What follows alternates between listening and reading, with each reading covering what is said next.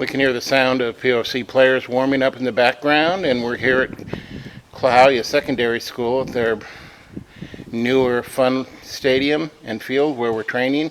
And the guy in the picture is Sam Ironside. Hello, Sam. Hello. And Sam is our general manager who's been doing so much behind the scenes to help set up for 2025. So Sam, tell me what your latest project has been. It's been a combination of player registration, which I'm going to try and get started tonight, and sorting out concessions and match day bookings and making sure all the dates line up for the schedule as well. That's been the main projects right now. Yeah, we had an issue come up today where it was pointed out to us that pretty much every event known to mankind is scheduled for June 28th. And of course, there's a POFC home match at 7 at the same time as the Fathoms of Fun parade, and then the same night as the Bridge Blast over in Bremerton, among other things. So we're doing a quick reverse there to try to find another date to hold that June 28th. And it looks like it'll be when?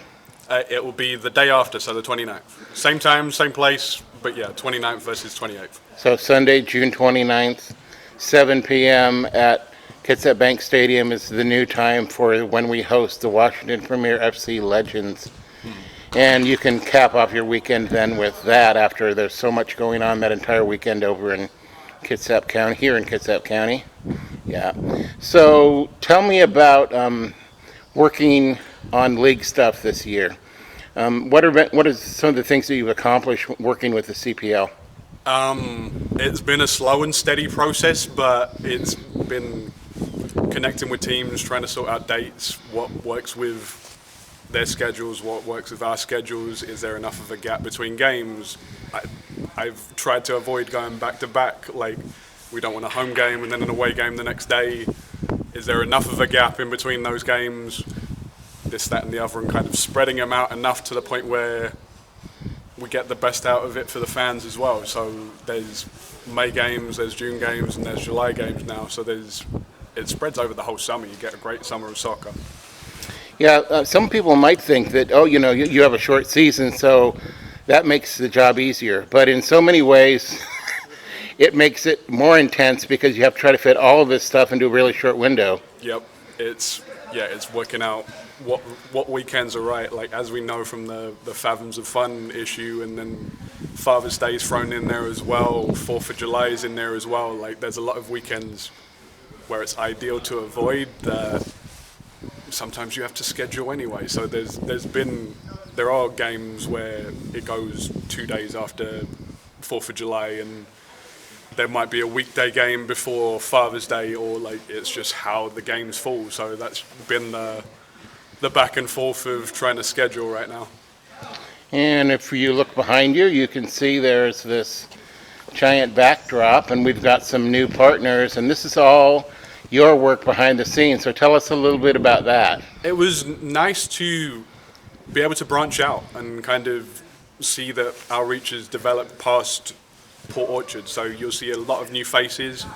Nice thing about people like Cousin's Kitchen being involved as well is that they're going to come out to our games and serve their food at our games. So there's a nice little links that have kind of benefited us as well. So I'm happy with where we're at, and it's been nice to kind of see faces that don't have that history with us for the last 2 years as well say, I want to invest in this. So it was a process, but I'm happy with the outcome. Yeah, in case people are wondering, the tree cut in half slate there where it says MLC, that's Mitchell Lumber Company.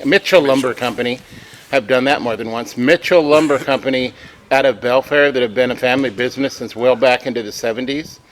So their name isn't on the whole thing, but they have such a cool secondary logo there with the anchor and the tree slice that MLC Mitchell Lumber Company is the one we end up using.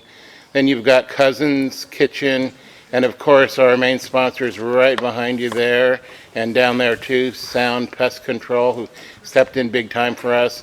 And we've had Bremerton City Nursery with us all 3 years, and so they're back again too. So we can't really do it without them. It's true. There's no club without the sponsors. There's no club without the fans as well. There's like a lot of people have invested a lot of time and money into this place, and we don't run without them. So it's made our life easier from top to bottom, from the field to the back office. It makes everything run smoothly. So I can't thank the people involved enough for what they do for us. And people will maybe notice your accent that's still hanging around you from your London days. But it begs the question for me, because you're a Chelsea supporter, but you are, you understand the game over there and the grassroots game. So, and probably maybe even from a young age thought about, could I start a club, do my own thing? What is different in America then about starting a football club? We were founded in 2023. It's been interesting to see like the community come forward, because I mean it's no surprise to anyone that soccer takes a few steps back in the popularity front compared to what it is in England. So you have to kind of find those people that have the passion and the intensity to be involved. We've got a great like staff and volunteers here that kind of love the game and love being part of the game. So that part's been easy, but it's just building off that popularity and kind of building around local clubs and bringing people in that are involved with local clubs like Tyler Brown, Pat Leonard from CK High School, those people that can kind of bring that passion to it as well. So I mean, we're always going to battle with other sports, but I don't think we've done too badly over 3 years, and we continue to get better, we continue to reach more people, and it's just building that reach and building that popularity. So what is the future for us? I mean, we'd love to take it year by year, and we're set in 2025 with a schedule and with a roster building, but we always like to look ahead. Ideal world, we'd build the club even bigger and bolder than we have done in the last few years. So as we see leagues forming, out in the northwest and kind of out nationwide, it would be ideal to even go bigger than Pacific Northwest and build up and make it like a larger club on a nationwide scale. Yeah, and to do that, we'll need all of those good folks in the banner and many more. And yes. Fans in the stands, because that's how you build a club in America these days, is by increasing your sponsorships and your attendance. Yep, finding the people that are passionate and then building off that passion. What's your final word today for people that are going to watch this? Get excited. We've got soccer coming next week, 9 days away, and it will only get better. We've got a good bunch of opponents. We've got a good bunch of players. So, yeah, get excited. All right, Sam, thanks for all the work you're doing and for giving us a chat today. Thank you.